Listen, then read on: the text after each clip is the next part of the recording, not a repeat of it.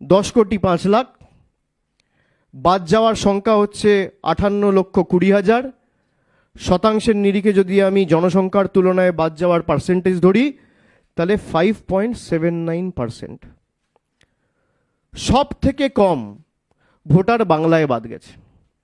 এটা আমার ডেটা নয়, এটা মমতা বন্দ্যোপাধ্যায়ের সরকারের ডেটা নয়, এটা তৃণমূলের ডেটা নয়, এটা জাগো বাংলার ডেটা নয়, এই ডেটা ইলেকশন কমিশনের ডেটা। পার্সেন্টেজের নিরিখে যদি আমি দেখি তাহলে সব থেকে কম ডিলিশন ওয়েস্ট বেঙ্গলে হয়েছে। কিন্তু তাও জোর জবরদস্তি এসআইআর বাংলায় করতে হয়েছে, তার কারণ বিজেপি নেতারা প্রচার করেছে যে 1 কোটি বাংলাদেশি এবং রোহিঙ্গা নাকি বাংলায় বসবাস করছে। আমার প্রথম প্রশ্ন নির্বাচন কমিশনের কাছে, তারা যদি এই লক্ষ্যে এসআইআর করে থাকে যে অবৈধ অনুপ্রবেশকারীদের চিহ্নিত করা এবং প্রকৃতভাবে ভোটার তালিকায় সংশোধন করে এসআইআর, যেটাকে বলা হচ্ছে স্পেশাল ইন্টেন্সিভ রিভিশন করে ভোটার লিস্ট ক্লিন করা, তাহলে 58,20,000-এর মধ্যে কতজন বাংলাদেশি আর কতজন রোহিঙ্গা তার সংখ্যা এবং তথ্য ইলেকশন কমিশনকে প্রকাশ করতে হবে। এই তথ্য এখনো আমরা কেউ পাইনি, জনসমক্ষে আসেনি, পাবলিক ডোমেনে নেই। আমার প্রথম প্রশ্ন।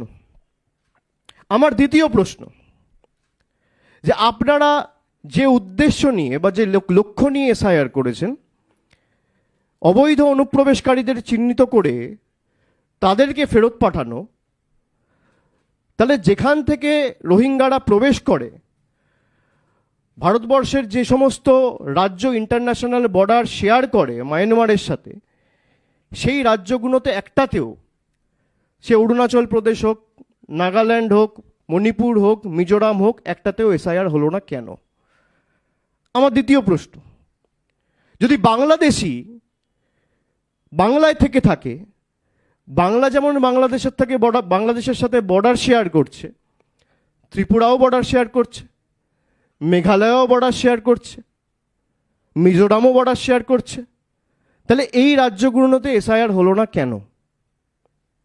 তার কারণ আপনার লক্ষ্য অবৈধ অনুপ্রবেশকারী চিহ্নিত করা নয়, আপনার লক্ষ্য বাঙালিকে হ্যারাস করা, বঙ্গবাসীকে হ্যারাস করা। আমার তৃতীয় প্রশ্ন, আজকে যারা বলছে যে রোহিঙ্গাদের আঁতুড় ঘর বাংলা বা বাংলাদেশিদের আঁতুড় ঘর বাংলা, তাহলে ইলেকশন কমিশন তাদেরকে চিঠি পাঠিয়ে শোকজ করলো না কেন? ইলেকশন কমিশনের তথ্য অনুযায়ী সব থেকে কম ডিলিশন হয়েছে বাংলায়। আমার চতুর্থ প্রশ্ন, সব থেকে কম ডিলিশন যদি বাংলায় হয়ে থাকে আর সব থেকে বেশি ডিলিশন যদি উত্তরপ্রদেশ, তামিলনাড়ু আর গুজরাটে হয়ে থাকে, তাহলে মাইক্রো অবজারভারদের দল গুজরাটে পাঠানো হলো না কেন? উত্তরপ্রদেশে পাঠানো হলো না কেন? বা তামিলনাড়ুতে পাঠানো হলো না কেন? আপনি মাইক্রো অবজারভার লাগান, কারোর কোনো আপত্তি নেই। তৃণমূল লড়তে জানে, তৃণমূল লড়ে নেবে, কিন্তু একই যাত্রায় পৃথক ফল হতে পারে না। আমি বাংলায় থাকি, আমার জন্য আইন আলাদা, আর গুজরাটে যে থাকে তার জন্য আইন আলাদা। প্রতি 2 দিন অন্তর অন্তর একটা করে নোটিফিকেশন ইস্যু করে বাংলার জন্য আইন পাল্টে দেওয়া হচ্ছে।